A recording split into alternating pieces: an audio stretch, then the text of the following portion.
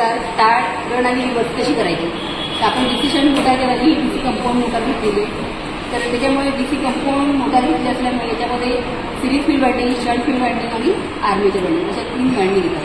त्याच्यामध्ये आपण आता आधी आर्मेचर वाइंडिंगशी सिरीज फील्ड वाइंडिंग कनेक्ट करणार आहोत. तर आर्मेचर वाइंडिंगशी सिरीज फील्ड वाइंडिंग कनेक्ट करण्यासाठी आर्मेचर वाइंडिंगचा हा A1 आपण S2 ला कनेक्ट केलेला आहे आणि त्याच्यामुळे आता जो S1 जो आहे हा जो S1 आहे हा आपण S1 टर्मिनल आर्मेचर स्टार्टरच्या A ला जोडलेला आहे. बघा स्टार्टरच्या A टर्मिनलला जोडला. S1 टर्मिनल जो आहे तो स्टार्टरच्या A1 ला जोडला. त्याच्यानंतर आर्मेचर वाइंडिंगचा A2 आणि F2 या दोघांना शॉर्ट केलेला आहे. आर्मेचर वाइंडिंगचा हा A2 आणि F2 शंट फील्ड वाइंडिंगचा F2 या दोघांना शॉर्ट केलेला आहे. त्याच्यानंतर जो फील्ड वाइंडिंगचा F1 आहे तो स्टार्टरच्या F ला जोडलेला आहे. फील्ड वाइंडिंगचा स्टार्टरच्या F ला जोडलेला आहे. त्यानंतर जिथे आपण आर्मेचर वाइंडिंग आणि शंट फील्ड वाइंडिंग एकत्र जोडली म्हणजे तो न्यूट्रल पॉईंट त्या न्यूट्रल पॉईंटला आपण स्टार्टरचा N टर्मिनल जोडलेला आहे.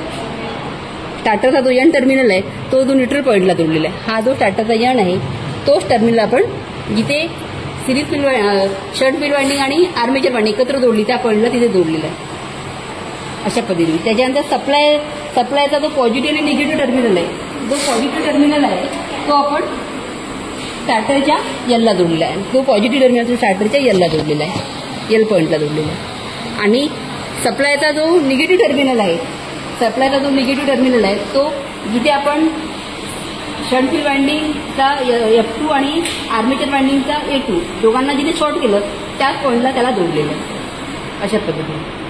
अशा पद्धतीने आपण सिरीज आपल्या सर्किट डायग्रामनुसार आपण कनेक्शन पूर्ण केलेले आहेत. आता आपण सप्लाय घेऊन बघूया.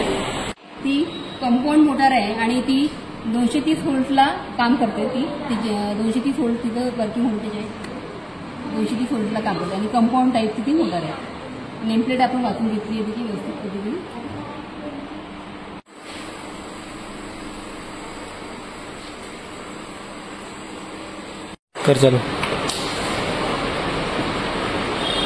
चालू केल्यानंतर आपण आता मोटरला चालू करणार.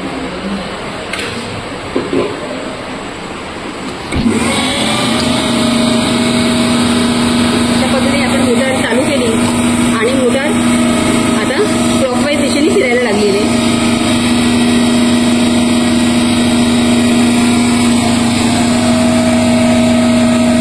मोटारची आपण आता स्पीड चेक करूया.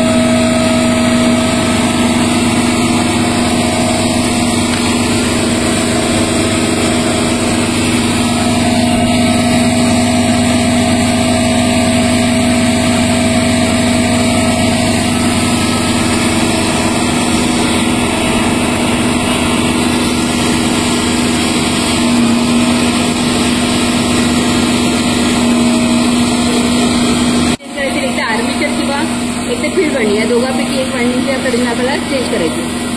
आपण डायरेक्शन चेंज करूया. मोटार आता क्लॉकवाईज दिशेने फिरत होती आता ती अँटी क्लॉकवाईज दिशेने फिरायला पाहिजे. तर आपण त्याची डायरेक्शन चेंज करण्यासाठी टर्मिनल चेंज करूया.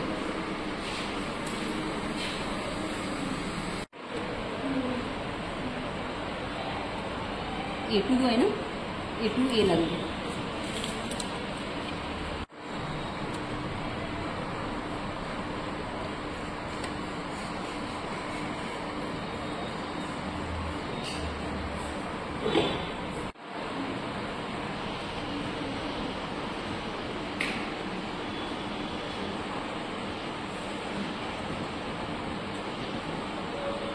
आर्मेचर वाइंडिंग आणि फील्ड वाइंडिंग F2 आणि A2 शॉर्ट केला होता त्या जागी आता काय केलं आपण हा F2 सोबत आपण C1 ला शॉर्ट केलं. F2 सोबत C1 शॉर्ट केला म्हणजेच आर्मेचर वाइंडिंग आणि सिरीज फील्ड वाइंडिंग यांची जी ब्रँच केली होती सिरीजमध्ये तयार तिला आपण तिची टर्मिनल चेंज केली.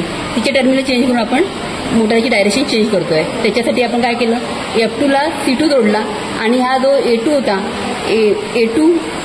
F2 ला C2 जोडला आणि A2 जो होता तो स्टार्टरच्या A ला जोडलेला आहे. त्याच्यानंतर F1 जो आहे तो स्टार्टरच्या F ला जोडलेला आहे. त्याच्यानंतर जो सप्लायचा जो निगेटिव्ह टर्मिनल तो आपण F2 ला लावलेला आहे आणि तिथूनच आपण सप्लायचा निगेटिव्ह टर्मिनल F2 ला लावलेला आहे. अशा पद्धतीने हा निगेटिव्ह टर्मिनल F2 ला लावला आणि तिथूनच एक वायर घेतलेला आहे आणि तोच आपण लावलेला आहे स्टार्टरच्या न्यूट्रलला म्हणजेच N ला. स्टार्टरच्या एनला लावलेलं आहे आणि सप्लायचा पॉझिटिव्ह टर्मिनल दिलं आहे आपण स्टार्टरच्या एनला. अशा पद्धतीने आपण आर्मेचर आणि सिरीज आर्मेचर वायंडिंग आणि सिरीज फील्ड वायंडिंग याची जी सिरीज कॉम्बिनेशन आहे ते आपण चेंज केलं. त्याला चेंज केलं आणि ते चेंज करून आपण डायरेक्शन चेंज करतो. तर बघूया आपण डायरेक्शन चेंज होतो. मग ती क्लॉकवाईज फिरत होती, आता ती अँटी क्लॉकवाईज फिरेल.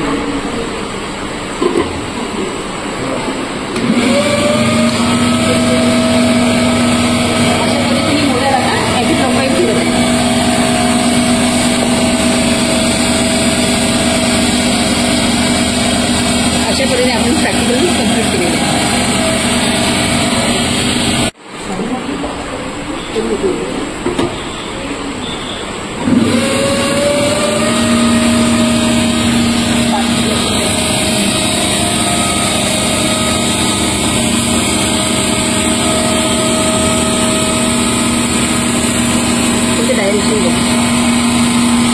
डायरेक्शन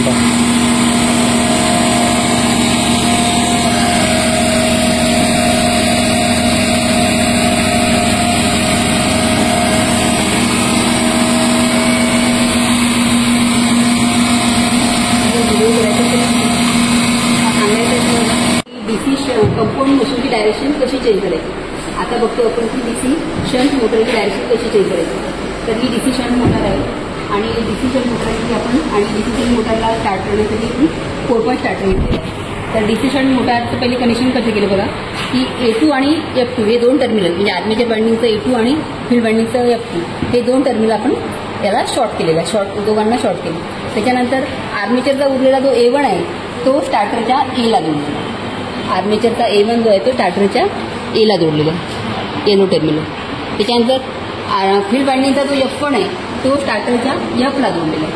फील्ड वायंडिंगचा जो F1 आहे तो हा फील्ड वायंडिंगचा F1 स्टार्टरच्या Fला जोडलेला आहे अशा पद्धतीने.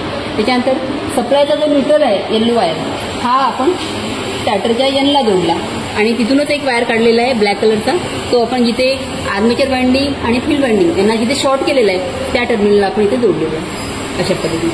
आणि सप्लायचा जो पॉझिटिव्ह टर्मिनल आहे रेडवाला तो आपण इथे स्टार्टरच्या एल टर्मिनलला जोडलेला आहे. अशा पद्धतीने आपण शंट मोटार ही 4 स्टार्टरच्या साहाय्याने डीसी सप्लायला कनेक्ट केली आहे. आणि आता बघू की स्टार्ट करून बघू की मोटार कोणत्या दिशेने फिरणार क्लॉकवाईज की अँटी क्लॉकवाईज. तर स्टार्ट करूया आपण. डायरेक्शन क्लॉकवाईज दिशेने फिरत क्लॉकवाईज फिरत आहे अशा पद्धतीने.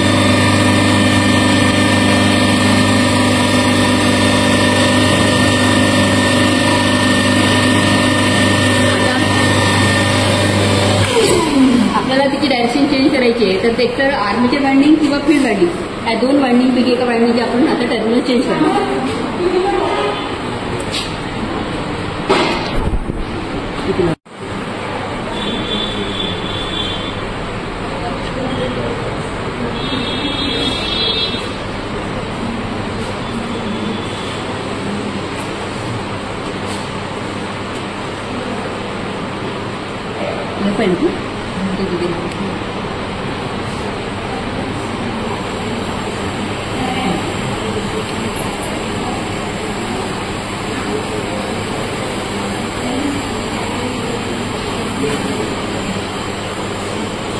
आपण आता आर्मेचर वायंडिंगचे टर्मिनल चेंज केले.